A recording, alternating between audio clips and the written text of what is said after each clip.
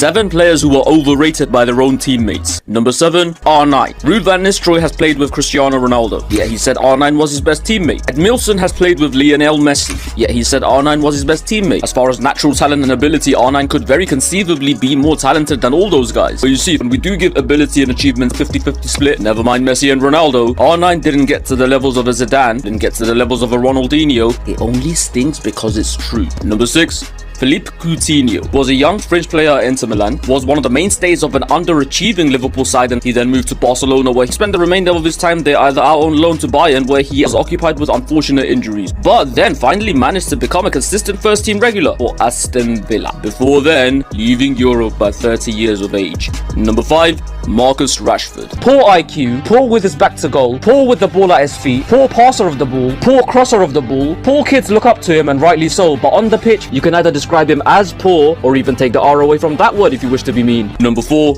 Riyad Mahrez. Majority of the Leicester players point to him when asked who the best player of that legendary team was. He also won PFA Player of the Year that year. Reality, without Mahrez, they'd still be in the neighborhood of top 4. Without Kante, Leicester City, much like the previous year, would have been battling relegation. Number 3, Ryan Giggs. He was no doubt a world-class winger in his prime, but still a level below Gareth Bale, Sadio Mane, Mohamed Salah and David Beckham, and nowhere near the likes of Premier League Ronaldo. And while he did eventually become a very useful centre mid, it was far from smooth sailing, with Giggsy in fact getting a lot of stick from his own fans in the beginning of this process. Number 2, Paul Scholes. I don't care about how Ronaldo wasn't in his prime at United. I don't care how cleanly Scholesy strikes the ball. I don't care about how amazing Scholesy is in training. And I don't care about how quiet, unassuming and therefore likable he is. CR7 from 2005 to 2009 did more than enough to eclipse everything Paul Scholes did, and some United players simply don't recognize that. Number 1.